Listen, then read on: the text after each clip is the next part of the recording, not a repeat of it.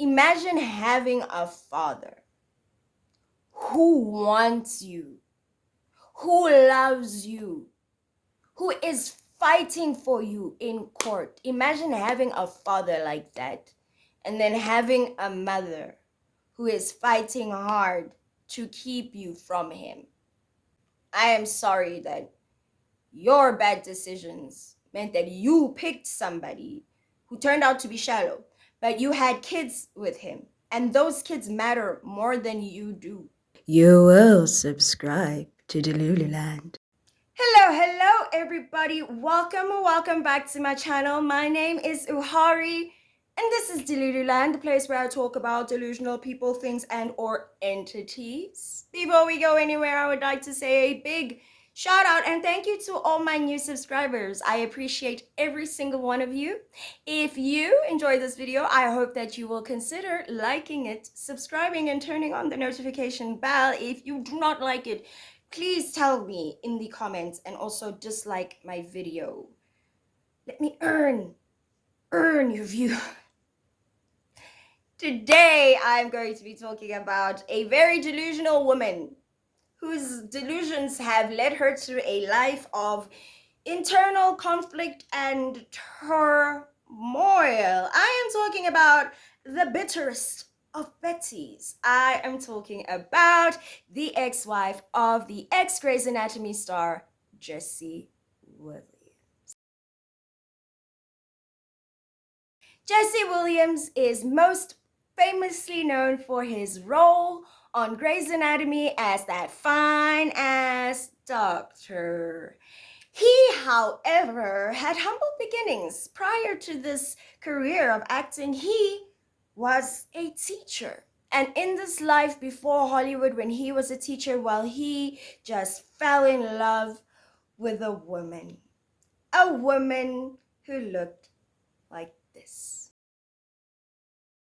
Ah, the love between them. See, they dated for a long time and finally got married.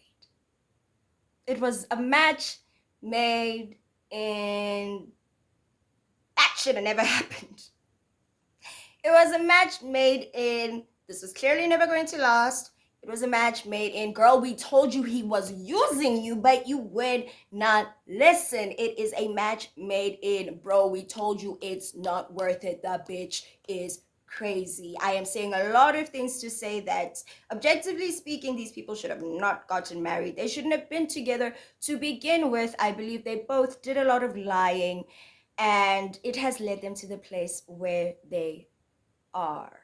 Now, where are they?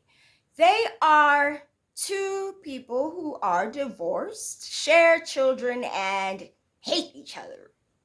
Or at least she really, really hates him. She hates him because he did what everybody told her he was going to do. The minute he got to Hollywood, he decided that he was too good for her, too hot for her.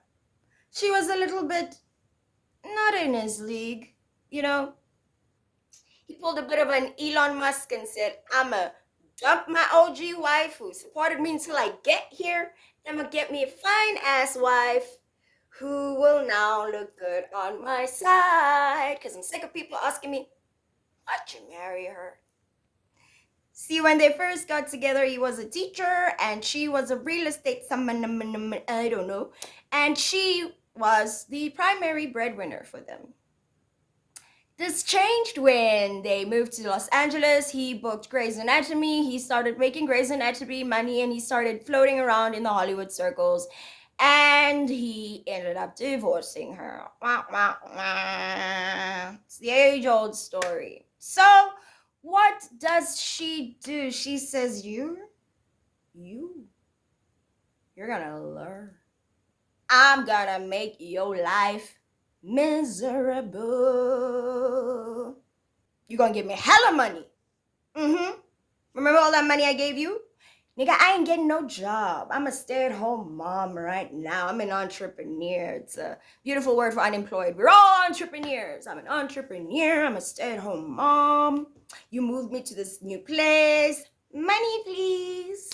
So now he has to give some of them Grey's Anatomy checks every month. With, one of those kind of like ridiculous sized child support where that realistically speaking doesn't take that much to raise a child, but okay, whatever. One of those big ass amounts of money.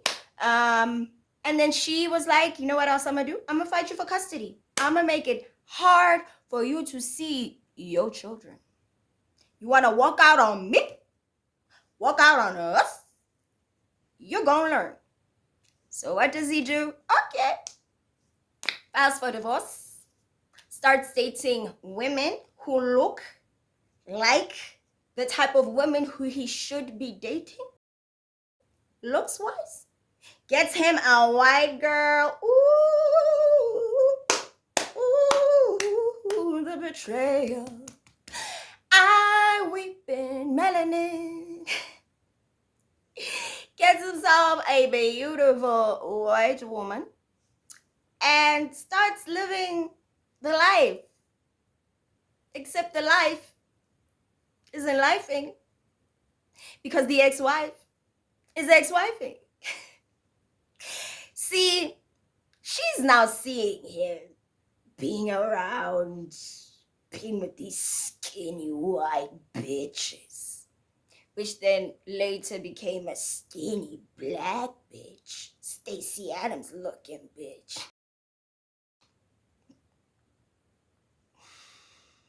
But one thing's for sure, ever since he has divorced her, he has not been linked to a woman of her facial look and bodiness. He clearly has a type, and it was not her. And I think she's having a very difficult time accepting the fact that everybody was right. Remember when I said I don't know her? So these are my assumptions. But as a human being, I assume if anybody in her life loved her, they would have been like, but okay, but really, why? Why this guy? Why this person? But hey, let's give her the benefit of the doubt. Let's say that they really were in love. Let's say he fell in love with her personality, not her money. They were really, really in love, and he completely switched up on her. Her behavior post-divorce makes it difficult for me to think that this is the type of person who has an outstanding personality. This is the type of person who is a bitter bitch, who instead of healthily processing her emotions, decided that she was going to use her children as a weapon to punish her ex for leaving her and then dating objectively far hotter women. You can sugarcoat it, put as much nuance as you want on it, but for heaven's sake, it really is as simple as it looks. It's about looks. But once you tear off that veneer of looks, we start to get into character. And today I want us to examine the actions of both of them post-divorce. And let's ask ourselves, what does this person's behavior say about their character? Well, her behavior post-divorce is that of somebody who is contentious. Her behavior post the divorce is that of somebody who is spiteful. She starts to make hella spiteful kind of moves, Starts with the big monies, and then it's the children. I think she realized that was the one thing she had that would break him. And I honestly believe that it worked like a charm. So, what brought us here today? Well, a couple of weeks ago, I saw a video of somebody reporting on the fact that he had had a victory in a custody battle with his ex-wife. He's been fighting to see more of his children. He has stated that she is keeping his children from him. He stated that she is bad-mouthing him. He has stated that she is being contentious. She, on the other hand, has continued to bring up a bunch of trivial things to justify why she is the better parent and why it is okay for her to withhold the children from him. Their relationship is so contentious that they got ordered by the court to attend classes on how to parent together. When you have one parent going to court saying, please, please, please, please, please, can I spend more time with my kids? And then the other parent not sticking to custody agreements, not giving children over when they should be given over, not allowing phone calls, things like that, just using the children to punish the person. So this court case, they've been in and out of court just fighting since they got divorced. This has been a very contentious divorce. And divorce is not easy. Not on the people, but especially not on the children. And the children are why I'm making this video. The children are why I find her to be so contemptible. Children need their fathers, is a fact. It is hard when kids have to be in two separate households because they don't get to be around their parents as much as they need to be around their parents. But for the psychological well-being, for the confidence, for the strong sense of self, a lot of that comes from having a father figure. We all know the realities of what life looks like for a lot of people who grow up without a strong father figure. Imagine having a father who wants you, who loves you, who is fighting for you in court. Imagine having a father like that, and then having a mother who is fighting hard to keep you from him. This isn't a scenario where we can say, hey, it's a stereotype. This nigga went got some milk, never came back. No. He's a dad who's been fighting for years in court to have more time with his kids. And she's a woman who's been fighting it and been vitriolic about it online. And it makes me very sad. I am sorry that your bad decisions meant that you picked somebody who turned out to be shallow, but you had kids with him, and those kids matter more than you do. You want to know why I say that she is using the children as weapons? I'll give you just one example. Their latest thing is that he wants information on her current partner because she wants to place her current partner on the list of people who are allowed to pick their children up from school. I don't believe he's even on that list. He wants to know about the person who now has the right to pick up his kids from school when he doesn't. So he's like, can I have some information? And she says, no. You don't tell me about the women you date. Why should I tell you? There's a difference between the women you date and fuck and the man who you want to go and pick up your children from school. We're talking about the involvement of the person in their lives. You're talking about a person who doesn't have primary custody of the children. It's not the same thing. But by saying, well, you do it, why can't I? And this is years after the divorce. She's still this bitter, this hostile, this antagonistic, this ugly, so fucking ugly. Not your face, your personality. How dare you use your children as weapons? Disgusting.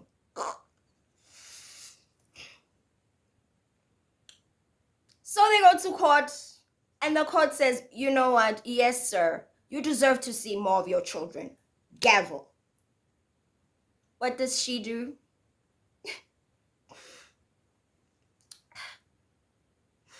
your Instagram. While she goes online to tell us how she's all feeling. So let me read it so we can get into it. A salute to the ancestors and all spirits who walk with me and mine. Was channeling the warrior spirit in that earlier pic. It turns out the court does think it's good for children to regularly fly overnight flights to accommodate a parent who won't do the same for them. Who knew? I knew. Those of us who walk this path know what it is and know what we need to do to protect ourselves and our babies to the best of our ability.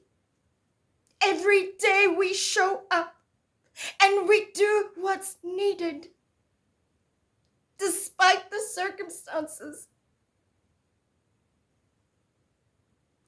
I know I journeyed this road with my head held high and my integrity intact.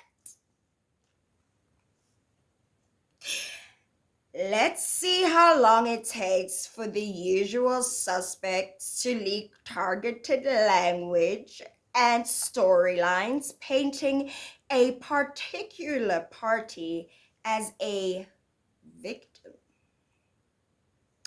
I'm headed to yoga in a few to sweat off the muck, my daily somatic clearing and processing practice. Namaste. She didn't say namaste, but she put a bunch of other problematic ass hashtags. You know the kind of hashtags that make you know this is the type of person who doesn't really take accountability in their lives? And I'm not just saying that because I had read in another article where she says that she is into somatic therapy, acupuncture, aromatherapy, yoga. That's how she processes things. She says that she doesn't like talk therapy because you're just reliving the trauma on your body. And I was like, yep. I knew I was right about you. Talk therapy is very hard. She's not lying when she says sometimes it feels like your body's reliving the trauma. But people like her don't like talk therapy because talk therapy requires accountability. Something yoga doesn't do, something aromatherapy doesn't do. Therapist, a good one, is going to hold you accountable. It's going to make you question your behaviors. It's going to make you acknowledge your toxicity. And it's going to try to empower you with positive coping mechanisms to substitute the negative ones. So a therapist would tell her to stop using her children as weapons in a war against her ex-husband because her feelings are hurt. A therapist would tell her that it is psychologically detrimental to your children for you to continue to subject them to this hostile fight. A therapist would tell her just how lucky she and her children are, that he still wants to be in their lives and is fighting so hard to be in their lives. Because not everybody has that. I know what you're thinking. They're not lucky, it's his job. Look at the statistics. It feels very lucky. There's nothing like the love of a father. Just like there's nothing like the love of a mother. And that's why having both is such a privilege. I know because I have both. I am one of those privileged people who have a mother and a father who love them, who was able to benefit from the warmth, the comfort, and the psychological reassurance of coming from a nuclear family with parents who respect each other, do their best to keep the toxic elements of their relationship far from the reach of their children. What we have here is two people who made a broken family. They both have a part to play in it. But one of them, and only one of them, is using the children as a weapon. It's okay for her to want to withhold information about who will be picking up his children from school because he doesn't tell about his girlfriend. Oh, he doesn't give me details. Is she picking up the kids from school? These are not the same things. You're being bitter. You're being so bitter. Go online. Just look at how many people wish they had dads who wanted them, who fought for them. And all this money that's been consumed by the courts could have been used for their college funds or something else for their children instead of two adults who can't just work together and reconcile. I remember when I was stepping out of my echo chamber and my strong delusion that the way I was practicing and interpreting feminism, which is really just a lot of man hatred, and I'm talking about my own interpretation, so don't come for me. The way I was going about with it, I just realized that that wasn't going to solve any of the problems that I see in society. I can't solve without help. And a world full of just women isn't gonna work. We need each other. We're the solution, not the problem. You know, muntu muntu kabantu. I am because you are. But at the same time, we can celebrate a victory because the court did rule in his favor and he is going to be seeing his children more often because there's nothing wrong with children flying regularly. It's even safer than being in a car to see their parent who loves them. Get over yourself. Go to actual therapy. Next time, just date somebody who's within your looks range. It will save you a lot of heartache. Life is life. People are shallow. You can't fuck a personality. And if you could, nobody would fuck yours. Well, I think that's a great place to stop. Thank you guys for watching this video. I hope something I said was productive. Feel a little bit all over the place, but I am so very grateful to have had you here with me. Hope you have a great non-bitter bitch week and or existence. This has been Uhari. Goodbye. And to the person who said I kind of looked like Rihanna, thank you so much. But I don't, it's just the 5 head. And I know it sounds like I'm making a joke about the whole forehead. No, it's a 5 head, but 5. It's a 5 head. That's all it is. Bye, guys.